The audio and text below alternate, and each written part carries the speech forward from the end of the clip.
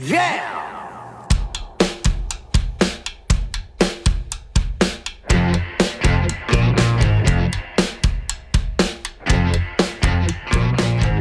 It's Josh Williams, and welcome to the One Man Podcast, episode number 40 for Wednesday, February 14th, 2018. Hi, everybody. Happy Valentine's Day. Welcome back, listeners. Welcome, new listeners. We got a bunch of stuff to talk about today. Obviously, we start off by saying Happy Valentine's Day to you guys. I am recording on Tuesday, as always, but you're listening on Valentine's Day, the day of love and financial hardships for men. I saw a movie this last week. I started my new job. I got reconnected with somebody, a little bit. And, of course, later on, I'm going to, shout out the sponsors and read your emails, guys. So without further ado, why don't we just jump right into this week's episode? Last week, I had a chance to sit down Wednesday, right? I always start Wednesday's the day this came out. That was the first day I had things going on. I sat down with my buddy, Jeff McKay. Jeff and I have worked together so many times, as I've mentioned to you guys in the past. And of course, if you've listened to the interview episode that came out last week, you know that we're pretty close dudes. So I had an opportunity to sit down with Jeff. We recorded what seemed like no time at all, a 2-hour long interview. So if you guys haven't had a chance to hear that one yet, I strongly recommend listening to that. That's just one of my, I would say, closest friends in comedy, just in the sense that we work together so much. You know, we've done shit shows together, so many shit shows together, and some good ones as well too. You know, we've been in competitions together and things like that. Jeff and I we've worked together more than we've worked with anybody else. So he's my buddy. He's my dude, and I love working with him. We had a great chat. I was drinking through it, and honest to God, I can't remember the nuts and bolts of the conversation, but I just remember we had some good chat, and not a whole hell of a lot of it had to do with comedy. So, but just to give you an idea of what it's like sitting in a car for 2 hours with each other, just shooting the shit, that was a good sample of it. So check that episode if you haven't had a chance to do that yet. It was a lot of fun to sit down with my friend and just, kind of chat. I'm trying to be more mindful of how much I say too, because I know it's blah blah blah blah blah blah and here we go again. But it's kind of funny if I have no direction, which is kind of the way I live my life. That's what it's like chatting with me for a lot of times too. It's just the hamster falls off the wheel quite a bit. So I think on Wednesday after I was done recording with Jeff, it was fucking blizzard out and whatnot. I had a spot at Absolute Comedy to do that night, but the weather was so bad and I haven't really put anything brand new together. So I was kind of like, you know what? I saw Kamar. I asked him if he wanted the spot. I know that he would make better use of it than I would. And Kamar's a workhorse, man. He's always working on new bits and new jokes and stuff like that. So I'm like, hey man, you want to do this show, my spot at Absolute tonight? And he's like, yeah, why don't you want to do it? And I go, the weather's shit. I got nothing. I don't feel like going out in it. He's like, sure, cool. So not 3 minutes later, another friend of mine, Nick Burden, gave me a call, who I did a show with in Perth that I talked about in the last episode. Also in a snowstorm. Everything's fucking comedy in a snowstorm lately. But he called me and goes, hey, what are you doing? And I go, not much. I just canceled my spot at Absolute. He's like, why? And I go, I didn't feel like, going out in this weather just to do a 6-minute spot with no new material. And he goes, cool. Do you want to come do stand up for money? I was like, what's the show? So I actually ended up doing a show that night anyways. When the universe wants you to do comedy, the universe wants you to do comedy. So I did a show at Live on Elgin for Nick Burden. I hosted that. It was a good show. We had some great local comics out. Logan Avery Cooper was on that show. Megan Honey was on that show. Heather Hurst was on that show. Heather Hurst was not on that show. Heather just showed up afterwards. We hung out. So it was Nick Burden headlining, Megan Honey, and Logan Avery Cooper, with yours truly hosting the show. And it was kind of cool. It was shitty outside, but the room was packed. We were having some laughs. I'm trying to think of anything else really fun. We played Jenga in the green room area, I should say. So between us on stage, we were just playing Jenga against each other. And ow! Oh, that fucking hurt. I just whacked my funny bone on the mic stand. Went to scratch the back of my neck and just up, wham, right into it. I'm a moron. Anyways, so yeah, we played Jenga. This is off. We're less than 5 minutes in and I've already hurt myself. Said 1,000 times. And yeah, who knows? Anyways, that was Wednesday. That was the beginning of the week.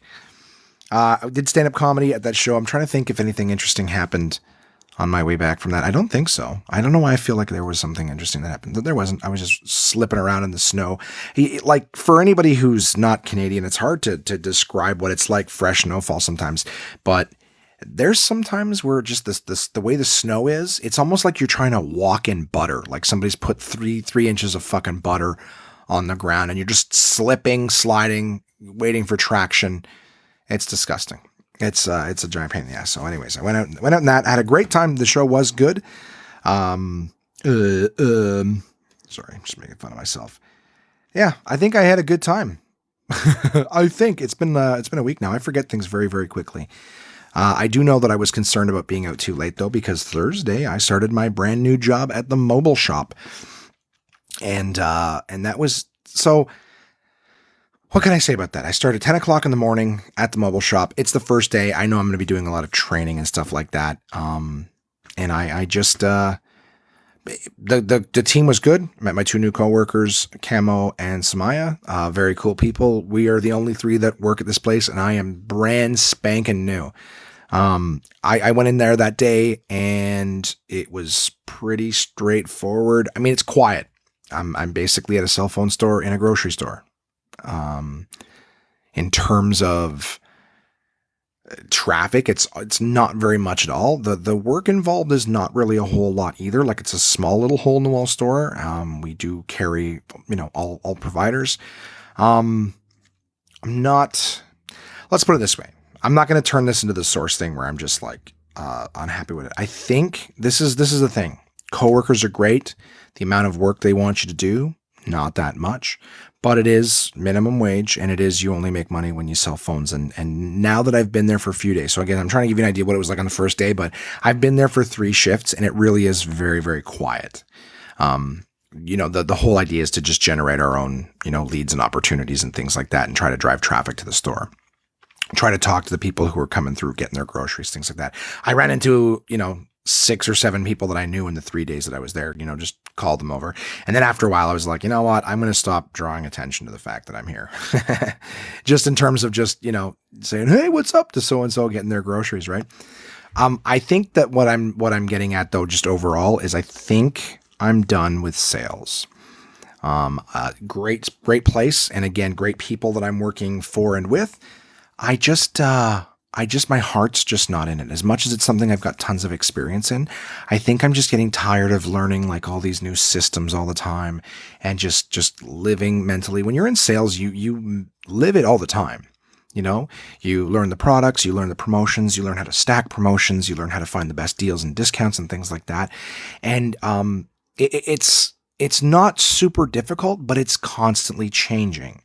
So what was on sale today is not on sale tomorrow. And these phones on this carrier on sale for this price. And then you can stack this with that discount and yada, yada, yada. And then, of course, in a moment it changes. And here's the thing with a lot of that stuff, because cell phone stuff is changing so much and so often, it's the system doesn't always keep up. So in the small amount of time that I was there, I did watch my colleagues jump on the phone a lot and call, channel care and help numbers to get things sorted out and stuff like that. And I'm just not looking forward to getting back into that, And I hope I don't come across as bitchy or complaining. I think that I'm just, I was incredibly fortunate that a good friend of mine was chatting with me while I was at the Source and goes, hey, come work for this company. If you want to just do that kind of stuff, just come work for this company, get yourself out of the retail environment. And then, and now that I've been here for a few days, like I said, it's not brutally difficult or anything like that. I just think my heart's not in it. I think that I freed myself up from the Source because I wanted to focus more on comedy. And who knows, maybe I'll be happy here 3 days a week, and maybe I can, take the time outside to, talk to people. Of course, anybody who's in the Ottawa area who needs any kind of, assistance with mobility with any provider, give me a call or a message. Like, I'm more than happy to help you out. Like, I'll take care of you. But I think in terms of just, living and breathing that sales thing, like that's, forgive me if I'm beating a dead horse or, telling you guys shit you already know, but you have targets in sales. Your job as a salesperson is not to just, go in and if someone needs help, help them. Like that's the, the face that we put out. Hey, we're here to help if you need us. But at the end of the day, when you're working in sales, like you have targets to hit, you have a certain amount of, upgrades to do a month, a certain amount of new activations you have to do a month. A certain amount of warranty that you have attached and accessories and things like that. And the idea is that if you're not hitting those targets, they have a chat with you and say, hey, you're going to need to start hitting this soon or you're on the road. And it's not to say that that's the other. I've never really struggled with that, to be honest with you. But the truth is the reason I haven't is because whenever, like you basically break it down and figure how many you have to do in a week or how many you have to do in a day or whatever. And the idea is if you don't hit your target for a day, like you kind of go home at the end of the day and go, shit, tomorrow I got to do twice as much. I hit 0 today. Now tomorrow I have to do 2, and then that next day comes. I guess like what I'm saying is you take that shit home with you because you're always like, fuck, I didn't do what I'm supposed to do to keep my job. Like a lot of people have that, it's a job security thing, so whatever. The point that I'm making, and I won't go into it too much, is that I'm just starting off in the mobile shop, and so far it looks a little quiet, but that's fine. Again, I'm not stocking shelves and sweeping and mopping floors and selling batteries all day and yada yada yada. Like it is much nicer and more relaxed than the source was. I guess it's like I said, I'm starting to do all the training and stuff again, and I'm seeing how much, I guess I'm worried that in my old age, I'm going to have, my scatterbrainness that you guys put up with on a regular basis in the podcast, me trying to, remember little points I said, or starting to tell stories that branch off in a bunch of different directions. I'm just worried about having to remember a bunch of different things that are changing on a daily basis. It's just, it definitely triggers my neuroses and my anxiety, so. Because people aren't fucking, you make a mistake, you tell somebody they're getting something for one thing and then turns out the next. I don't know. I've never really struggled with that. I think it's always been more of the fear of making a mistake than actually making one. But at the end of the day, I don't want to be doing something that's basically making me afraid all the time. So I'm enjoying everything that I've experienced there so far. I've enjoyed. I guess I'm just a little worried and concerned. But anyways, onward and upward with the podcast and of course this job. And I'll tell you guys more, as it goes on. I had a chance to sit down, and by sit down, I mean spend a little bit of time with my mom. My mom's a crazy workhorse. She works for the government, and she works from like 10 o'clock in the morning till more often than not 10 or 11 o'clock at night for the government. And that's way too long a story to tell. But my mom's a workhorse, and she stays late at work all the time. And I remember at the end of my first day, I was sort of just puttering around trying to absorb as much as I could. I don't know if you guys have that. I mean, I don't know how often you guys are starting new jobs, but whenever you're learning something, typically, any kind of retail environment or whatever, they tend to like just overload the shit out of you with stuff. Like that's another thing too, is my colleagues are very familiar with the system and stuff they're using. So when they show me, they're just click, click, click, click, click, click, click all over the screen, and I can't absorb it. And so by the end of the day, I use this metaphor all the time when people are training me stuff. I go, my brain is a sponge, but there's only so much water a sponge can soak up before you have to let it sort of dry into the sponge, because you just try to soak up more. You got to squeeze other shit out to soak up something else. So, my sponge fills up, relatively quickly. You got to give it time to dry.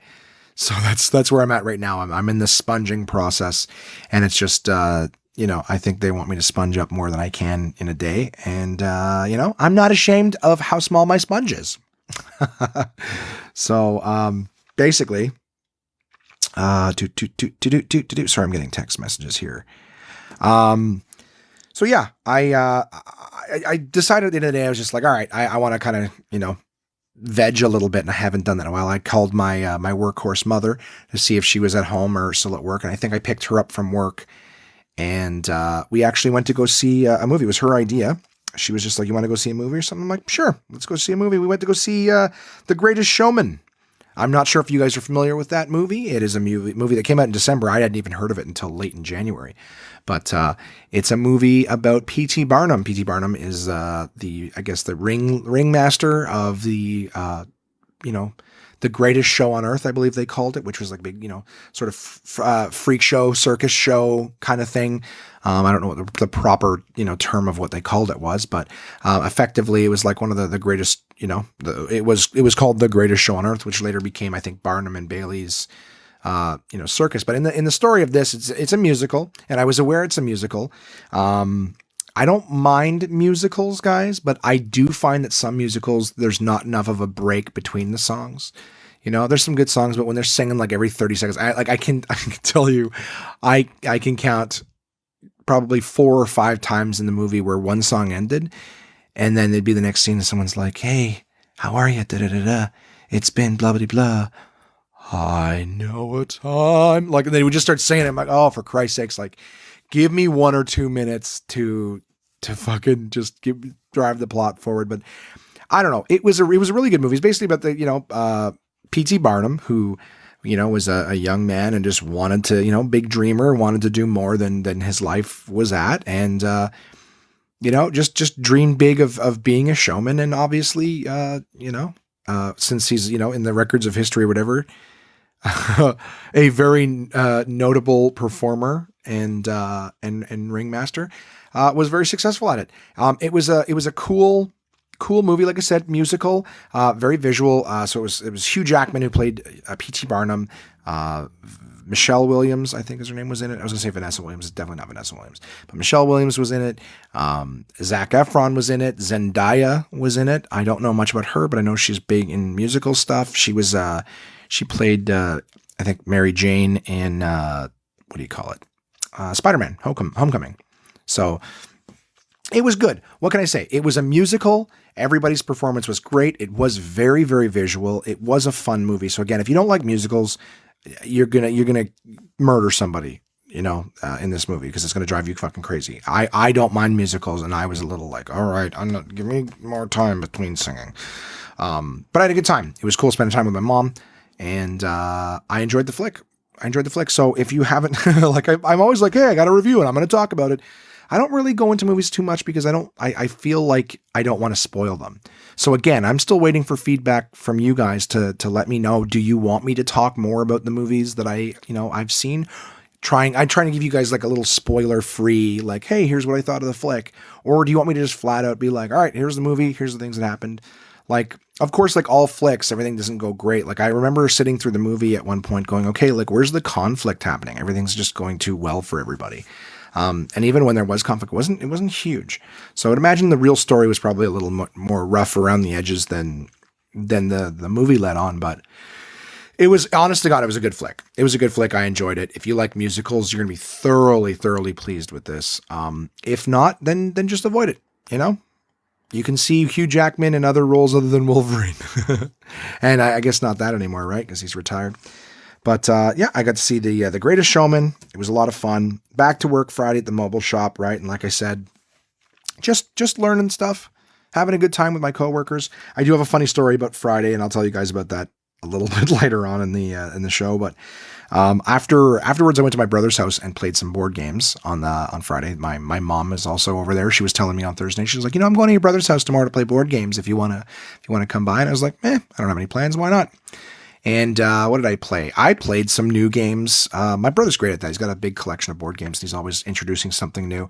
And like I said, like, I find myself with not too much spare time, but it's kind of cool having so many roommates and people over to the house, because a lot of the times they're just like, bring something down. And because I keep getting introduced to these new, board games, it's hard. It's nice to do something social. I like playing video games. I haven't played video games in a while, And so when people are over and it's like, hey, bring down something for us to play, Josh. It's kind of cool. And again, I'm introduced to these by listeners, like my friend Chris and by my brother. So anyways, Friday night, whenever I played some board games, played a very cool board game called, I guess a card game really, called Beastie Bar is what it's called. And effectively, it is like a club or a bar, and there's a front door to said bar. And then there's a bunch of animals that line up at the door to get in. So it's called Beastie Bar because you got like lions and crocodiles and hippos and giraffes and everything like that. And, you take turns going around the table, and everybody picks an animal that they want to put in line. But at the, I guess there's an entrance to the bar, and then there's like kind of like the back alley. So I guess that's like the go fuck yourself section of this game or whatever. But long story short is you got the door on one side and you got the back alley on the other side, and the lineup goes, towards the door. So everyone picks an animal, puts it down. But every animal has something that they can do. So for example, the lion automatically goes to the front of the line because he's the king of the pack or whatever. There's like crocodiles that eat every animal under a certain number because it's the crocodiles. Then there's animals like the hippo that pushes past everybody except for the lion or whatever. They move themselves right to the front. So it's kind of fun. The strategy of the game is to basically play the right type of animal that does the right type of thing at the right time. And then, of course, once you get 5 animals deep, the first 2 go in, the one at the back gets booted out, and then the other 2 shuffle to the front, all to be done again. And the objective of the game is to see whoever gets the most amount of animals into the bar. That's it. Super easy. Had a lot of fun playing it. We played a few rounds of that. And it's one that I tried to find online, but it is not currently available, at least from the sites that I went to. So I recommend that game. It's a nice, simple, easy one. There's no dice. There's no boards, anything like that. It's just dropping cards. And then we played Chinatown, which is also out of print. That one I can confirm, at least from everything I've read, that it is out of, oh, we got a call from Jason. We'll take our live call right now on the podcast and see what Jason has to say. Hey, Jay, I'm recording the podcast. What's up? Oh, sorry. What time are you going to the thing? I was planning on going as soon as I'm done. When are you done? I don't know. I'm recording right now. You're taking longer right now. I don't know. I would say at least half an hour. Okay, I'll meet you there at 7. Okay, that's 20 minutes from now. Bye. That's the kind of acknowledgement that I get from my roommate and whatnot. Oh, we're getting all sorts of fucking messages coming in here. Why is it that people only want to talk to me when I'm recording the podcast? All right. Just kidding. I'm so sorry. Yeah, we're going to go for dinner after the podcast here. It's Tuesday night. So anyways, yeah, Chinatown was a game I played with Aaron afterwards. His wife, Alexandra, and my mom. It's kind of fun. It's basically one where you're developing an area of Chinatown and you're buying up, lots, and then you're building on those lots and you get money from it, whatever. It's just simple, but, a lot of fun. Can't get it. I'm going to tell my brother from now on to, before he shows me a game, make sure that it's still available. I guess the thing with board games, and I'm probably going to be wrong, but at least from what I've seen, there's a lot of games that come out and they're popular for a while, but they don't print a whole lot of them because, again, board games are still kind of niche and they're not like Sorry or Monopoly where they've got 100 years of notoriety. And I'm sure that, Sorry and them are not that old, but you know what I'm saying, right? They've got decades upon decades of people know who they are and they were popular. And there's still tons of people who think that if you say board games, they think that you're talking about Sorry, Scrabble, Monopoly, Snakes and Ladders, like that early shit. So I guess the bigger companies don't print as many of them because they're not as popular. So they print them. And then in order for them to go through, I guess, another round of printing or publishing or whatever the fuck they call it, there needs to be enough interest in it. So, games go out. Some people get a hold of them. They're either popular or they're not, but you go to buy them yourself later and they're out of print. So anyways, Chinatown out of print, and I can't seem to get my hands on Beastie Bar right now, but I had a fun time playing both of those. And Saturday, same thing, back to work. I came home and I ordered some board games, right? I was looking through the catalog.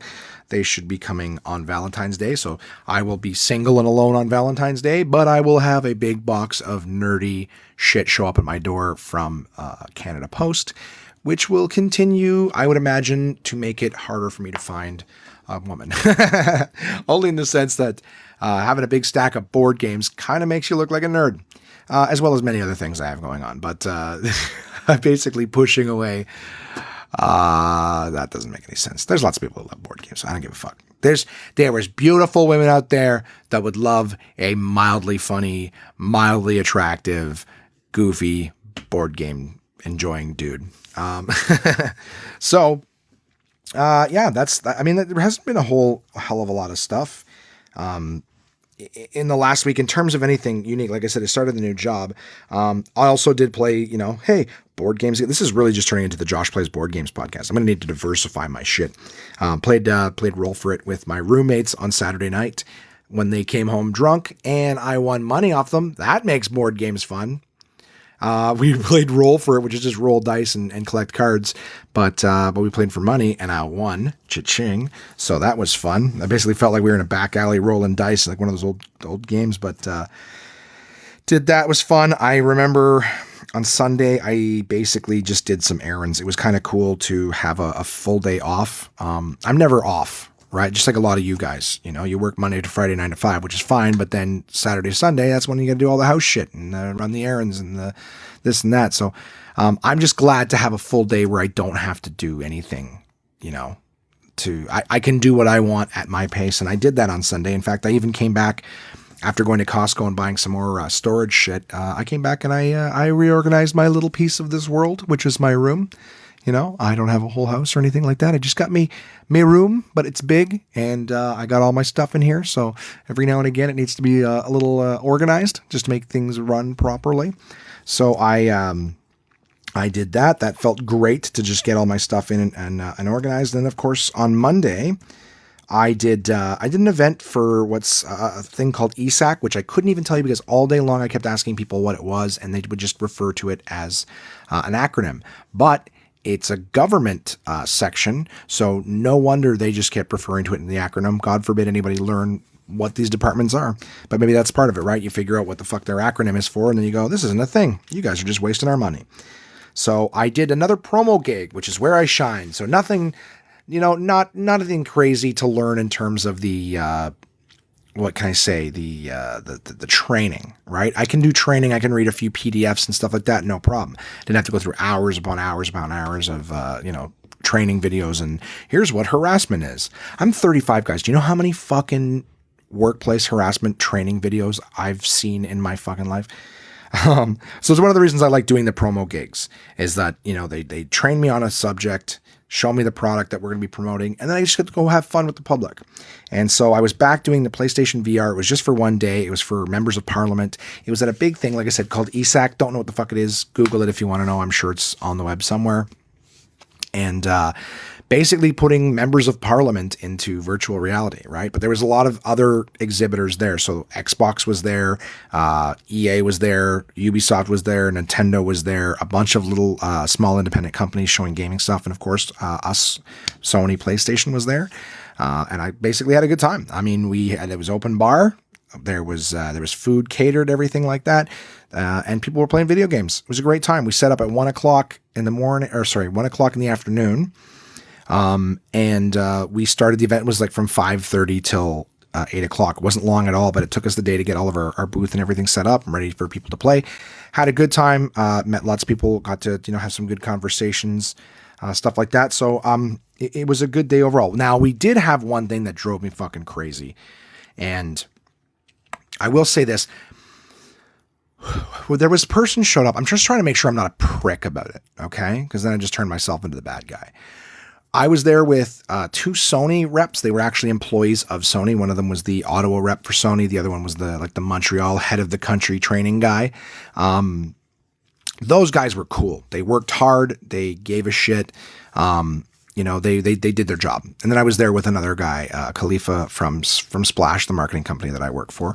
And we were just basically support dudes, just to handle the crowd or whatever. This woman showed up and she said she was with ESAC. I don't think that she may have worked directly for Sony, or she was Sony's representative at ESAC. Again, whatever the fuck ESAC is. But effectively, she shows up once we've got all of our towers built and the PlayStations, everything like that. She shows up and she starts going, "Oh, can you just turn them like over this way? Because we so people can't really see us when we come in." And we're talking turn like 1 foot. Turn this thing 1 foot. Well, guys, they're giant fucking walls with TVs and Xbox and PlayStations and cords and VR helmets. Like, you can't just take something and turn it a foot because you don't like the way it looks. You know what I mean? It's like, yeah, it doesn't look ideal, but this is the way that it's set up, and this is the way that it's the most functional.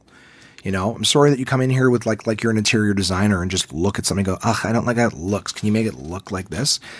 I think that's what bothers me. So like, I'm just gonna, I don't even remember her name, but if I did, I wouldn't say it. I'm not trying to be a piece of shit.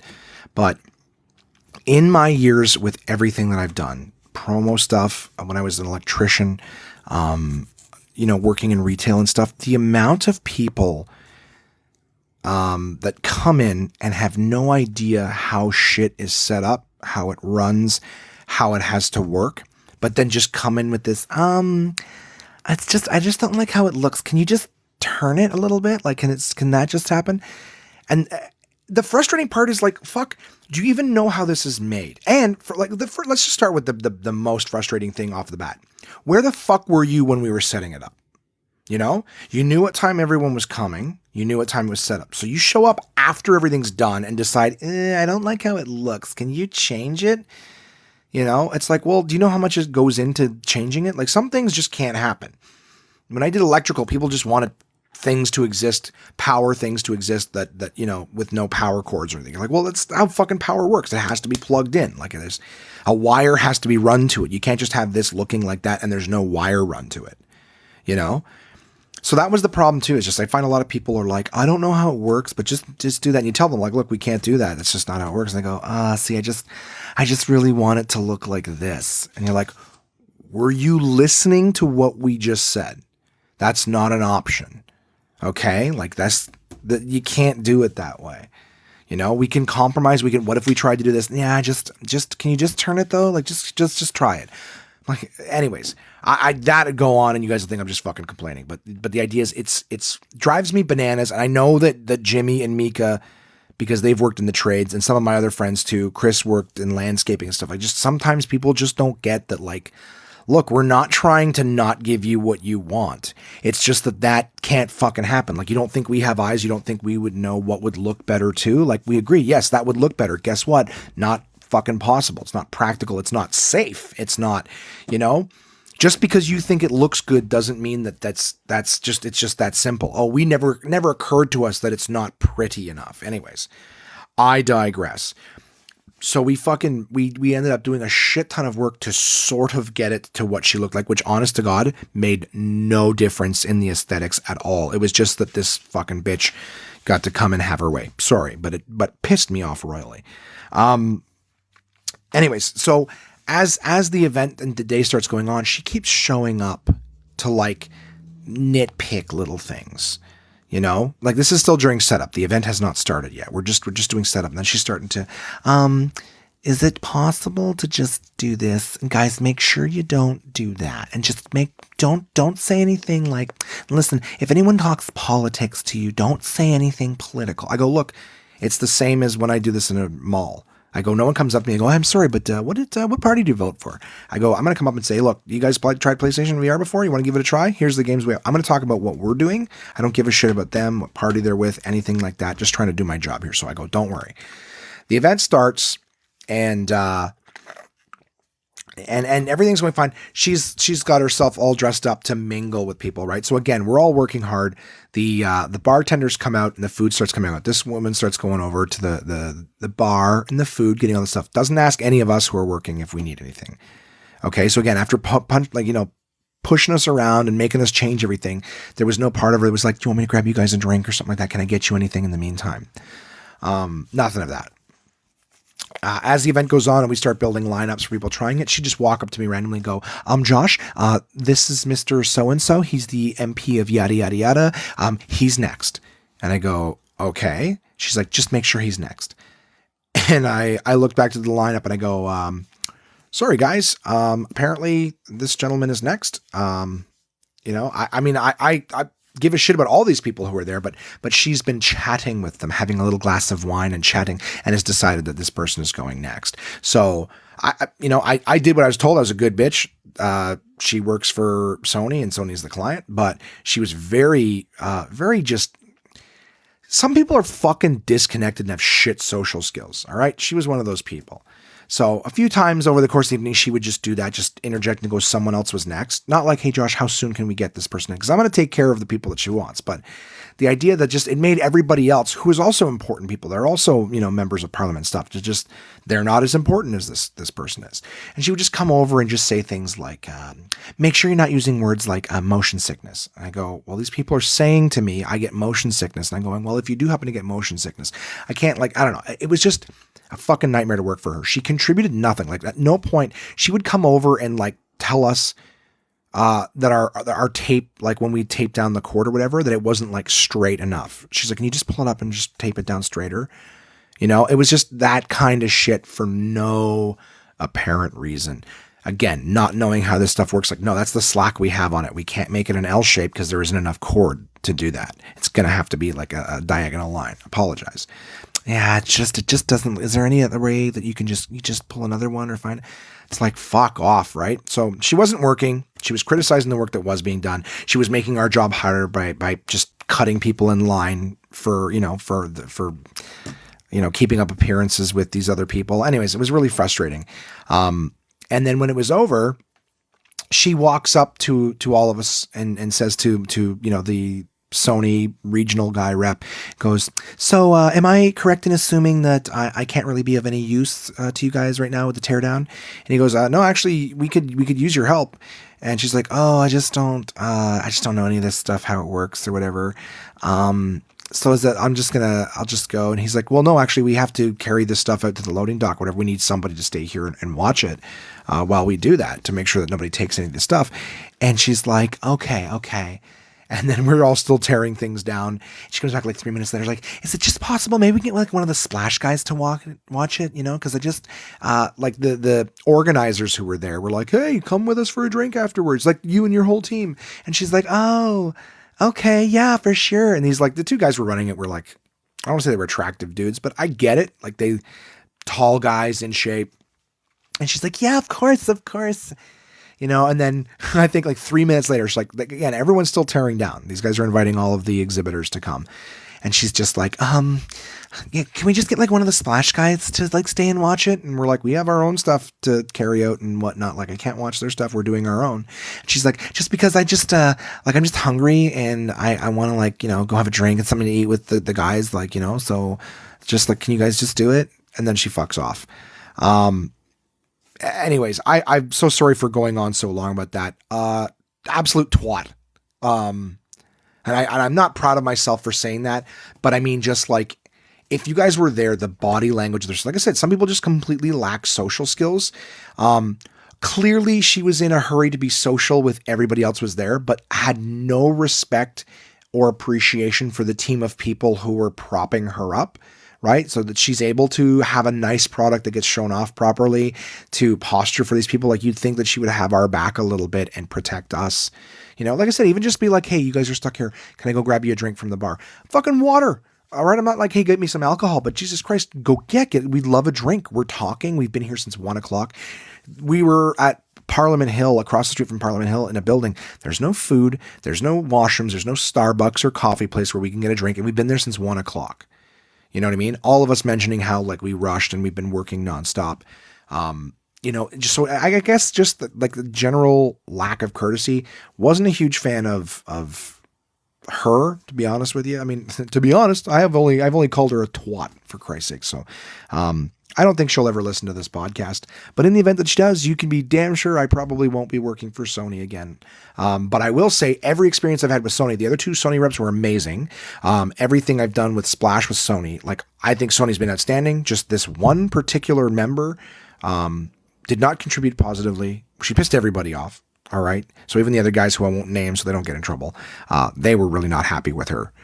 We all just wanted her to get out, just to go away. You're not helping. You're making our jobs harder. Go away.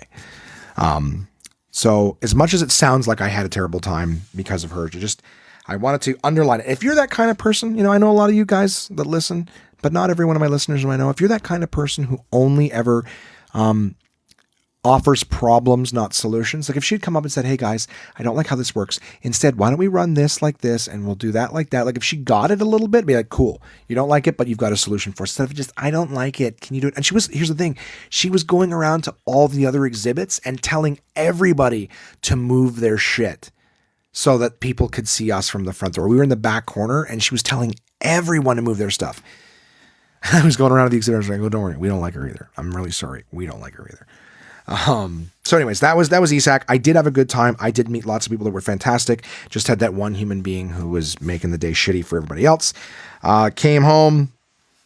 Did I do anything fun last night? Not really. I played Codename Duets, a 2-player version of Codenames with Jason. We had a good time. We did not win a single fucking round. It was basically Codenames for 2 people, but you have like a certain amount of rounds you can do it in. And, yeah, it was fun. We didn't win a single one. So that was my week, guys. Started the new job, saw a movie, Played lots of board games. I'm enjoying having a little more spare time. It feels like, I want to get working on some other shit, but it seems like I got to stop with the late night board game stuff only because I seem to drink during it, and not a lot. When I say I drink, I mean like I'll have a drink, but it's counterproductive for the calories because then I get fucking a little tipsy because I'm not eating a whole lot during the day. And then I'm like, ooh, what have I got? Oh, I'll have this thing of chips over here. I'll have a bowl of cereal. And then I go to bed, right? So, which is the worst thing to eat right before bed. So, I do want to say that last week I messed up my information about Black Panther.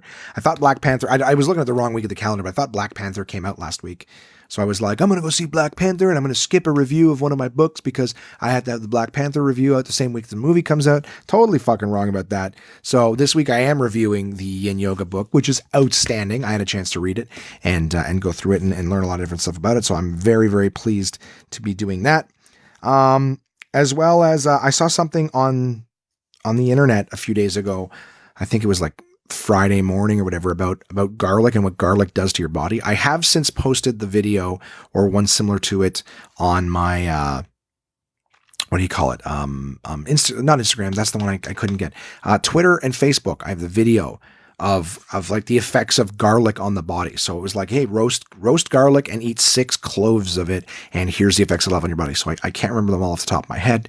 As you guys know, that's not my style. I am burping up garlic. I finally implemented that. So this is what I did. It's basically like it's anti-cancer. There's so many antioxidants. It purifies your system. It lowers like cholesterol and blood pressure. I was like, holy shit, there's so many things to it. So when I went to work on Friday at the mobile shop, it is in a grocery store, I bought some organic cloves of garlic because I'm like, fuck it. If you're going to do something good for your body. Actually, there was like a giant bag of garlic, like where there was like 16, would look like 16 cloves in it for like $3, or I could get 3, not cloves, fucking bulbs of garlic. Like 16 bulbs of garlic for like $3-4, or I can get 3 bulbs of organic stuff for $3-4. So I was like, well, I'm going to go do the organic stuff. And then there was a guy next to me. I go, look, that's a lot of garlic for that much money. He goes, yeah, but I don't trust the stuff coming from China right now. And he's not the first person I've said that says like the Chinese produce right now is questionable. It could be pure ignorance on my part. Obviously I didn't stand there and go, well, let me fucking Google. I was on break. So I was just like, fuck it. I can trust the organic stuff. I hope. So let's go with the organic. And I was watching the video that was like, yeah, roast the garlic and have 6 cloves. And so I'm like, well, I'm stuck here at work. I can't roast the fucking shit. The fucking shit, you crass moffa. I was like, yeah, I'm just going to fucking wolf down a clove right now. I busted the garlic open. I peeled it, took all the stuff off it, and just chewed and swallowed a clove of garlic. Let me tell you, by the time I chewed it and it hit my tongue, I was like swallow and I felt the burn. I was like, oh my God, I've made a terrible mistake. I chugged some water, felt better. I'm an idiot. That's probably why they make you roast it. And I was like, oh, all right, well, I'm going to wait till I roast it to do any more of that. And then I think in the subsequent 3 to 5 minutes, my stomach turned because, again, not eating a lot. So there was like almost nothing in my stomach. And I just basically pulled the pin on a fucking garlic grenade that I chucked down the rabbit hole of my stomach.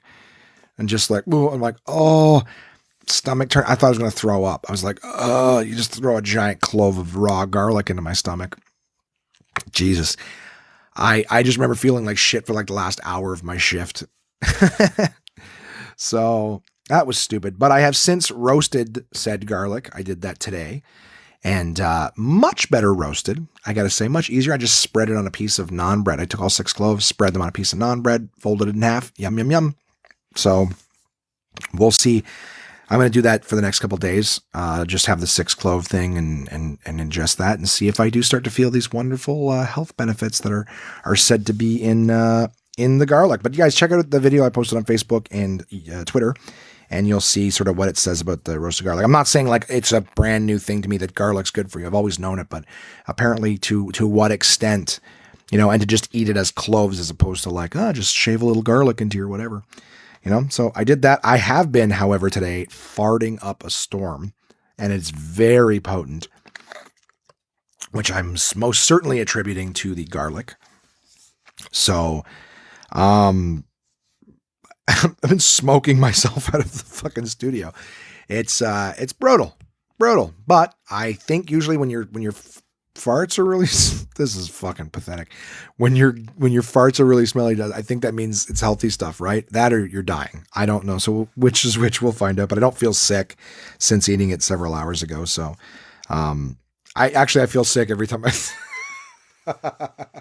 I feel sick every time I fart. I fart, smell it. I'm like, oh God. But luckily, it's not just the direct ingestion of garlic. What a class act I am. You know, another thing that happened this week, guys, is my old boss from electrical reached out. He found me on Facebook. I got his message while I was at work at the mobile shop. And he was just like, hey, Josh, found you on Facebook and saw that you're doing comedy. It's great. I'm so happy for you. Like basically like a big, long reconnect paragraph thing of, that he saw this and he's happy for me and all this, which was great. It was really nice to reconnect with Don. And he's been sending me messages, over the few days following just to sort of let me know what's going on. But it seems like he's very supportive of the comedy thing. So much so that he's sending me ideas of shows and YouTube channels I should start and things like that, which is very sweet. That he's so invested and supportive. The only thing is that I don't want to be a stick in the mud. My mom will, over the years was like, you should think about doing da-da-da-da, and you should think about doing this. It's like, bitch, I'm just kidding. I think of that stuff, but it takes a lot of time and effort. Like to do a YouTube channel, it's like you got to come up with content. And as you guys know, I'm shit at that. To just come up with an idea off the top of my head and start talking about it. It takes a lot of structure. You need to now be presentable in front of the camera. You need to have subject matter to talk about. Like it's a lot of organizing. And then there's even more editing to be done involved. There's all these cut takes and chop takes and all these things. I don't even know what they're called. But the idea is there's a lot of shit that goes involved into YouTube. And then you want to do a show, you need camera, but like you need a lot more crew than I need to be able to just do this podcast, right? So my mom done, and then over the years she stopped basically pitching every idea. Like it's very easy for people to come up with ideas. They go, oh, this would be a good idea. Hey, you over there, you should do this idea there. It's like, well, thanks. I come up with ideas all the fucking time. I'm aware of how many people or, how much work would go into just starting it off, sort of to throw the spaghetti against the wall and see what sticks or whatever, or throw it at the wall and see what sticks. So I appreciate that. So basically what's happening with Don right now is that he's very excited, and that's great. I mean, it feels great that he's interested and invested in the things that I'm doing. The only problem is unfortunately that, I can't really do all these things. Like he's suggesting that I make a TV show where I make, movies and things like that. And I don't have the capacity. I barely have the capacity to put together a mediocre podcast every week. So it would be difficult for me to do some of the things he's suggesting. But at the same time, like, it's funny because when Mom used to suggest stuff, I would be like, no, Mom, I can't do that. It's not. So I know that after a while, it probably made her feel like I wasn't grateful for her ideas or things like that. It's just the truth of the matter is I just can't. I can't develop every TV show or sketch or YouTube video that other people think is a good idea. People are like, you should do something, but that is the old saying, it is easier said than done. And I'm already, concerned about my level of free time. Right. So look, like when I'm ready to start writing things and doing things, it's going to be comedy first. That's my first love, so anywho, it's great to hear from him, and I look forward to actually being able to have like a phone conversation and and catching up with him. But this is a guy who he's pre-Future Shop, pre-Tellus, pre-stand up, all this stuff. We used to just work together doing electrical work. He taught me everything I knew about it, and taught me a skill that I will. I'll keep for the rest of my life. In fact, on Sunday when I was running around doing errands, I actually stopped by my folks' place to wire a circuit into the panel for them because my dad was, I don't know what the hell he's doing with it, but he bought a board or whatever, electrical board to put to some stuff on timers or whatever. So yeah, I wired in a new circuit breaker for him, but something that would have cost $100 for an electrician to come and do whatever I can do myself. Cost nothing. So except my precious time. So, anyways, it was a fun week, guys. I really did have a good time. And thank you guys for listening thus far in the episode. What time is it, Josh, though? What are you going to talk about next? You guys know what I'm talking about next. I'm going to read you guys a wonderful article from my friends at partiblepress.com Uncle John's Bathroom Readers. And of course, this week, the article comes from Uncle John's Bathroom Reader Tunes Into TV. Alrighty, I found an article called Weird Game Shows. And I don't know what inspired me to go with this particular edition or this particular article, but I read it. I thought it was funny and thought I would read it to you guys. So, Weird Game Shows. Here are some of the strangest game shows ever to air on American television. And I wanted to emphasize American television because there's lots of fucked up Asian game shows. So when you're like, I've heard way weirder than this, no, these are just the American ones. So across the board from 1959, concept, 2 contestants competed. Well, less than half a sentence I'm already making fucking reading mistakes. The concept, 2 contestants competed to see who could finish a crossword puzzle first. Have you ever watched somebody else fill out a crossword puzzle? It's pretty boring.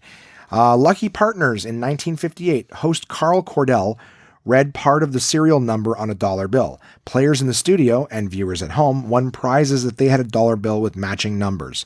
Because of the large number of bills in circulation, there were rarely any winners on lucky numbers. Celebrity Bowling, 1971. That's pretty much it. Celebrities came on and bowled.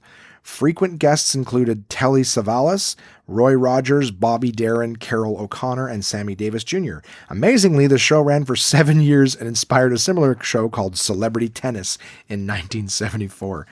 Balance Your Budget, 1952. Between segments by financial experts who provided budgeting techniques and home economics tips, housewives who were in debt competed to win a treasure chest full of cash.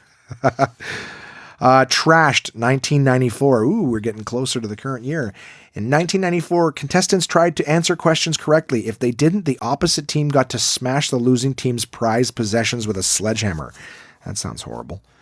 The Grudge Match, 1991. Real people came on to settle disputes or disagreements in a boxing ring using weapons such as an oversized boxing glove, cream pies, and water balloons. At the end of the show, the studio audience voted on a winner. ESP in 1958, led by host Vincent Price, 2 contestants were placed in isolation booths and experiments were conducted to see which person had stronger psychic abilities. After 3 weeks of shows in which no psychic powers were ever detected, it became a news show about ESP. It lasted only a month. And that's it. Weird game shows, guys. The bottom of the page, running feet, is Incredible Hulk producers changed Bruce Banner's name to David. Bruce was too comic booky for them. And that, my friends, was Uncle John's Bathroom Reader for my partners at portablepress.com. You can find all sorts of different books that they've got, guys. All sorts of fun little things like that. That was just a 1-pager, right? So simple little reads that you can read while in the bathroom if you're a stinky library type kind of guy or girl. And, like I said, they got all sorts of different goofy things. I like the stuff that they have. I've got so many different books. You can find something that's specific to you, ones that are entirely, space-based, nature-based, television, sports, whatever you're interested in. They've got a book very likely geared towards trivia on just that. Or you can just get their regular annuals, which have tons of different things in them. And it's funny, too, about that David Banner thing, right? They changed Bruce Banner's name to David Banner because I remember I was watching an episode of Family Guy. And he was like, say to me, David Banner, you're blah, blah, blah, blah, blah. And she's like, David Banner, blah, blah. He's rah, and he rips his shirt. And I go, it's Bruce Banner. Why do they call him David Banner? So that's why. In the show, they changed it. And now I know. Now I know the rest of the story. It stuck with me for years afterwards. I go, why are they calling him that? Anywho, it's so funny. It is now 7:15. You guys heard the phone call with Jay. He's like, I'll be there for 7. Didn't even acknowledge the fact that I'm fucking like, all right, we're still in the middle of the podcast, half an hour. I'll give you 20 minutes. Isn't he generous? And speaking of Jason, owner of Absolute Comedy, they are another wonderful partner of mine, whose promotional ad I will play now. Absolute Comedy is the best live stand-up comedy from across North America, with locations in Kingston, Toronto, and Ottawa, Ontario. These comedians have been featured on Just for Laughs, Netflix, Comedy Central, CBC's The Debaters, Jimmy Kimmel Live, Conan, The Comedy Network, and much, much more. Go to absolutecomedy.ca to see this week's lineup. Planning a night out is easy with dinner and show packages available at all locations. Live comedy is a great choice if you're organizing a celebration, fundraiser, company outing, or corporate event. Want the show brought to you? They'll send comedians to your venue with performances tailored to your event, creating a night of laughs your guests will love and won't soon forget. So for showtimes, ticket prices, gift certificates, special shows, and more, head to absolutecomedy.ca. Again, that's absolutecomedy.ca for the best live stand-up comedy from across North America. And who else are my wonderful sponsors, you might be asking? My partners at Summersby, guys. I'm looking forward to seeing my good friend Petter, the Summersby rep. He's going to be coming by this week with a little relief package, another supply drop. Looking forward to that, guys. And if you haven't had a chance to try Summersby, all right, the days are starting to get a little longer again, which is great. The sun is coming up a little earlier, sticking around a little longer. Perfect opportunity to get yourselves a supply of Summersby for when the weather gets nicer. We can start enjoying that summertime vibe again. I'm saying summertime vibe in February. You know what the fuck I mean, all right? Start enjoying life. Pretend it's summertime. Get yourself a Summersby. The sun gives life to the orchard. The orchard gives life to the apple. The apple gives life to Summersby. Summersby is a delicious sweet taste of sunshine, imported across the ocean all the way from Denmark. The people in Denmark are smarter, and so are you if you drink Summersby. With flavors like apple, blackberry, pear, elderflower lime, red rhubarb, and a taste as regal as this fake accent, there's something for everyone to enjoy. And now you can try them all in the Summersby Mixer Pack, available wherever fine beverages are sold. So go on and try for yourself the crisp, refreshing taste of Summersby. Your taste buds deserve it. Please drink resplendently. Oh, and we are back. Right, and who's my last partner? It feels like someone is missing. Someone hasn't been talking about it. Oh, yes, my great partners. I said that like I'm surprised. No, I was fucking building up to it. No, my partners at DK, guys. And this week, I get to review a book that I am super excited to start putting into practice again. This book is called Yin Yoga, guys, Stretch the Mindful Way by Cassandra Reinhard, who, as far as I can tell from the information, is from right here in Ottawa. Didn't even know that till today when I was, I was just putting it out that I was going to be talking about this. And I tagged her in something and it was like from Ottawa. And I was like, what? So I've reached out to her and, I'm going to see if maybe she would like to sit down and actually, do an interview with me. I'll chat with her about sort of stuff. But for today, it is merely, and no small merely, but her Yin Yoga book, from DK. So Stretch the Mindful Way.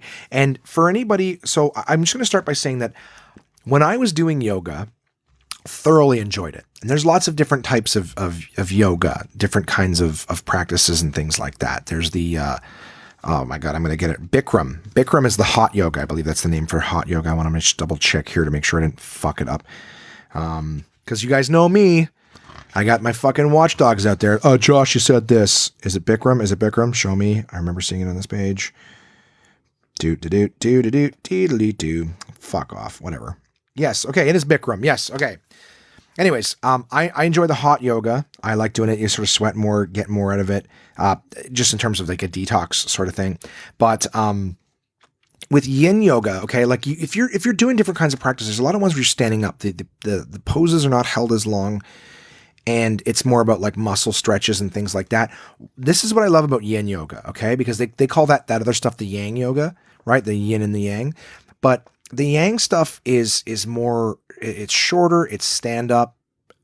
It focuses on muscles and things like that. The Yin Yoga is more. It's deeper stretches, but a lot of them are done from the ground. Like you're not trying to balance yourself up while you're doing them. You're doing a lot of deep stretches that affect more of the deep tissue stuff, effectively the tissues around the muscles and things like that. It teaches you sort of, for at least for me, it was more helpful for me to really get into some of the more mindful stuff of yoga. And it sounds, for anyone who doesn't do yoga, it just sounds like hippie shit. It's really not. Like for a lot of people, they think that meditation is sitting around going, om, om. Meditation is basically controlled breathing, is learning to control your breath and breathe deeper and longer and slower, like slower in the sense of just taking in a long breath, but holding it deeper for longer periods of time and then releasing it. Like it's learning to control your breathing, because oxygen is the number one thing that your body needs, right? So in order, a lot of us take very shallow breaths and things like that over the course of the day.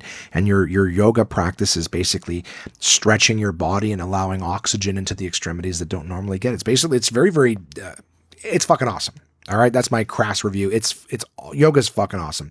And when I was doing different kinds of yogas, because the place that I went to had different kinds of classes, Yin was my favorite class, because for someone who's large like me, it is hard for me to stand up, the whole time and doing these big long stretches and things like that. But with Yin, I was able to really do stretching and things like that, because a lot of the weight I was sitting, or leaning or whatnot on the floor. So a lot of the stretches are gravity based. You know what I mean? So you're able to do more. You're not trying to hold yourself. You're not fighting gravity to do them. So you're just sort of relaxing into poses, and it's giving you these deep stretches. I loved the Yin classes. And this book, what it is it gives you an idea of how to do, I don't want to say it gives you an idea, because it takes you right through the practice, but it teaches you the difference between the Yin Yoga and the Yang Yoga, the other things that a lot of people are familiar with. It tells you about chakras and things like that, the different energies of the body and how to sort of set up for them. It gives you all of the different basically all the different types of equipment that you're going to need. All right. So it shows you the different things that you need to assist you with some of the poses, because not everything people are able to do right away. You need assistance and things like that. There's straps, blocks, the types of mats and supports that you can get to basically be able to do these poses. And one of the things I love about yoga is they refer to it as a practice. And the reason being is that nobody's considered to have mastered it, right? It's something that you always practice to get better at. It's a very, I think it's also a very inclusive term. So the idea is that it's not like you're doing it wrong, you're doing it right. It's basically you're practicing. So you're doing the closest to that pose or whatever it is that you can. And you just practice on making it better and deeper all the time. It just teaches you. This book also has a lot of information on, the different chis and things like that, different parts of the energy, what kind of asanas you can do to work different parts of the body in terms of just trying to open things up and detox and to clear out chis. I sound like such a goof, but fuck it. I love it. I really do love it. It's even just when I was reading this thing, I'm like, I really do need to make this more of a priority in my life. And what's great is this book shows you all of the different poses, or at least I shouldn't say all. There's always more poses. It shows you quite a lot of poses. Great starting information if you've never done it. And of course, every one of them shows you how to make the pose easier. Okay, so if you're a beginner, there's a section on each pose that will show you how to make it easier, and there's a section that'll show you how to make it harder and a deeper stretch, which I think is great for every one of them to be able to go, if you're already a pro at it, here's how you make it easier, here's how you make it harder. It's an amazing starting book for someone who's looking to get into yoga, but of course, like I said, the Yin Yoga, it's certainly not simpler. Geez, I can't think of a better word. I mean, to an extent, it's simpler in the sense that you can I don't know. For me, it was easier because I could keep a lot of my weight, not on my hips and on my knees and on my feet. I was able to sort of sit for a lot of them or lean forward in a lot of them. Like, again, once you have an opportunity to see the book, you'll know exactly what I'm referring to. But essentially, rather than everything standing on your feet and balancing, yeah, there you go. You take a lot of the balancing out of it. All right. Now it's just sitting, and you can focus more on the stretch and hold the stretching longer. But what's great about this book is not only does it teach you the poses and things like that, but in the later part of the book, it'll actually give you different, I call them routines, even though they're not. I'm just actually flipping through the book so I can get the name. Sequences is what they call them. I always call them routines, but the idea is they've got different sequences you can do. So what they do is they actually tell you the poses and then in what order to do them in. So it's different ones. You've got pre-workout stretches and beginner stuff, anything from intermediate. You want to improve your sleep. Well, here's a sequence that's going to improve your sleep. You want to improve your energy, just different things like that, neck and shoulder tension. You just basically, it gives you the sequence, and then you go back and you follow those particular poses, and then here's for how long and everything like that. It's an outstanding book, guys. It's always great to have an instructor or things like that in yoga, because they can also help you too, and help adjust you or whatever. If you're a very attractive woman, you're going to get adjusted and touched a lot if it's a male instructor. And if it's a female instructor, like most of the ones that I had, they know that I'm funny, and they make my life very hard on me by pushing on me and stuff like that. But it was all in good fun. No, I really am excited to do this again. And I don't even want to go into this too much, only for the reason that I'm actually very hopeful that Cassandra, will sit down with me sometime and actually talk to me. We can actually get a good conversation going regarding yoga. Cause, Yin is my favorite, guys. I can't recommend this book enough. I really can't. You guys know I love DK, but I like everything else, the visuals are outstanding. So it takes something that, you may be interested in, and it actually keeps you engaged. One of the biggest things I love about DK, they're big on keeping people engaged. So great book, guys. Yin Yoga. Where can I get my own copy? Well, you know me. I take care of you guys. Go to the One Man Podcast Facebook or page or Twitter. I have got a link on the thing there that will show you. You can get it at Amazon, Indigo. I can't remember the other one because I'm a giant piece of shit. But it links right to the DK site, guys, and you can click on whoever your preferred retailer is. And of course, get more information and see some pictures and stuff like that. I love this book. I'm excited to implement it. And let me know, guys, if you've done yoga, tell me. Contact at onemanpodcast.com. Let me know what your favorite practices are. Maybe some of your favorite poses. I know I've got friends who are into yoga. I may have already outed them on the podcast, but I'm gonna not do it right now, just in case, it's something private for them. But, Yin has been my favorite.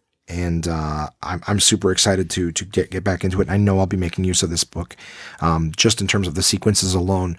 I know a lot of the poses, but I wouldn't know what order to put them in, right? So if I was just practicing at home by myself, it's good to have this as a reference tool to be able to just go, here's the orders, here's what it is again, here's how to make one easier, here's how to make one harder, and just go from there. So super excited. Yin Yoga, guys, stretch the mindful way, from my partners at DK. And that's the sponsors for this week, guys. In terms of what I've got coming up this week, I'm running late to go have dinner with Jason and Dave. My good buddy Dave leaves for a cruise tomorrow, so he's going to go do that. And we're going to go have dinner beforehand. So Jason, Dave, and I go have some drinks. I am doing some promo for the LCBO this week, so I'm excited for that. I do have to read some online training for that. But I'm excited. I don't even really know what the product is yet, but I will be smiling my smile and talking my shit to strangers in the LCBOs across Ottawa for the next few days. Shy of Thursday, which Thursday I will be back at the mobile shop, the only day that I work there this week, hanging out, learning some more stuff. And then, of course, Thursday night, I am going to go see Black Panther. I've already got my tickets purchased. Big Marvel movie nerd. And I'm excited. I don't really know a whole lot about Black Panther, but I will by the time Thursday rolls around, because this week I am going to be reading the Black Panther guide, the ultimate guide from my partners at DK. So this week I will have that ready for you. So next episode will be my review of the Black Panther movie, and of course my review of the Black Panther ultimate guide from DK. So I'm excited for that. It's going to be a fun movie. It's going to be a fun movie. I super nerd out for these comic things. I don't dress up or anything, but I enjoy seeing this, and I enjoy learning about a superhero in the Marvel universe that I don't really know a lot about. I didn't know a lot about Doctor Strange. I didn't know a whole lot about Ant-Man, and I don't know a whole lot about Black Panther, so I'm excited to see the movies. It's already getting like crazy good reviews from the critics who've seen it. The rest of the week is, like I said, doing LCBO stuff, and then the beginning of next week, back to more stuff on the mobile shop. I don't have a whole lot mapped out, but you guys know me. Things happen over the course of the week. Will I play board games and tell you about them? That's probably going to happen. All right, I'll try to keep it to a minimum. But the most important thing to me is, like I said, in terms of this podcast, I want to make sure that you guys are out there and enjoying it. I think I'm doing pretty good at being a lot less bitchy, shy of that one tirade I went on about that fucking bitch. I'm trying to be a better person, guys. I don't like getting mad at anybody. I try to understand everyone's circumstances. I just, like I said, when it came to that chick, man, like if she was just socially awkward around everybody, like if she was socially awkward around us because she wanted to be good, and then she was socially awkward around everyone running it, I'd be like, she's just weird, doesn't know how to talk to people. But she was such a lovely little tulip to all the people that mattered, and her own team. She was such a fucking, anyways, that's what leads me to know when you can pick and choose who you're nice to, you know what I mean? That's when I go, you're a fucking asshole. You know, when I go to those things, I'm always nice to everybody. There's servers there and there's bartenders, you know, they're hired help. They're not the big wigs and everyone's trying to impress, but I don't give a fuck. I'm nice to those people I'm first nice to. Those are the people that I'm nicest to right off the bat, because they're there to work too, man. Who doesn't, like, who goes to work and is like, oh, everything's just fun to be at work. It's not always fun to be at work, but at least when the people are around you are making it fun and treating you with respect and dignity, then that's a good thing, right? You know, it makes everybody's day go by fast. So then we have fun with the clients and the people who are trying things. It's just, everything's good energy, right? Attitudes are contagious. You know, is yours worth catching? That's the way I look at things. You know, it's just, let's have a good time. Let's try to make things fun. Like I said, I smiled and nodded. I was a good bitch while this woman, you know, basically talked down to me, having no idea how to do the things that she was asking us to do. Like it's funny. I know more than her. I'm better with people than she is. And I'm sitting there nodding and, you know, like, all right, okay, I'll be a good bitch. You know, let's do it. Anyways, that aside, I think it's going to be a fun week. I'm going to have a lot of good things. I do want to say you know, I'll try to put a little distance between that last note, but there is you know, there's a very special lady out there, you know, that it being Valentine's Day and all, that I'm thinking of, and you know, I've loved for many years, and you know, I don't know if she listens to the podcast anymore, but if she does, I just want to say that, you know, I'm thinking of you, and sending nothing but, you know, love and good vibes, and just I hope you're doing well. We don't everyone knows who I'm talking about. We don't talk or anything like that, but Valentine's Day holds some particular significance for the two of us. So I just, if she's listening, I want her to know that I'm thinking of her, and, you know, while we won't be together again, I just say, you know, I love you very much. And I hope that it's a good day for you, and what have you, you know, and of course to all of my listeners, all of you, I love all of you guys. And I hope it's a wonderful Valentine's Day for all of you, that you guys get to spend some time with the ones that you love. And if you're single, then just love yourself. Find a way to take whatever money and efforts that you would have put into somebody else, and just love yourself on this day. Know that you were an amazing person, that I love you for being out there and doing your thing, you know, or fucking reach out to me. If you're feeling a little lonely, just go, hey, Josh, you know you're single on Valentine's Day too. Just wanted to send some love and a high five or whatever the fuck it is. I don't know. I just don't want anybody to feel alone on Valentine's Day. It is capable of being a very sad and lonely day for some people. And I just don't want you to feel that way. I want you to love yourself. Jesus Christ. I just know how ridiculous I sound. You get what I'm putting down, guys. I'm not going to talk down. You're picking up what I'm putting down. So I hope Valentine's Day is great for everybody. All right. That's what I'm saying. And as always, let me know what you're doing. Tell me what kind of things I'm missing out on, guys. If you're listening, you had a good Valentine's Day. If you're particularly proud of what you may have done for your significant other, send me the story. Tell me what you guys did. Tell me some of your creative shit that you pulled. You know, did you just buy the roses in the box of chocolate? Did you fucking phone it in? All right. I'm not going to shit on you for it. I just want to know. All right. I'm capable of phoning it in. I think I call it a podcast. That's me phoning in my life. But tell me what you did. Contact at onemanpodcast.com. Tell me what he did for you. Tell me what you're planning on, or what you did for her. You know, hey, did she do it for you? That'd be a fucking nice change, eh? You know, I know there's relationships out there that are like that. You know, the couples take turns. What a fucking progressive relationship that is. Amazing. 2018, you know, if we're the fucking, I don't know. If we're the bad guys now, then can we have it on Valentine's Day? Can it be our day? I'm just teasing, guys. So I'm going to get to the one email that I got this week. It's from my buddy Dave, who is, like I said, leaving for a week. If you guys want to send in your emails, contact@onemanpodcast.com. You already know this.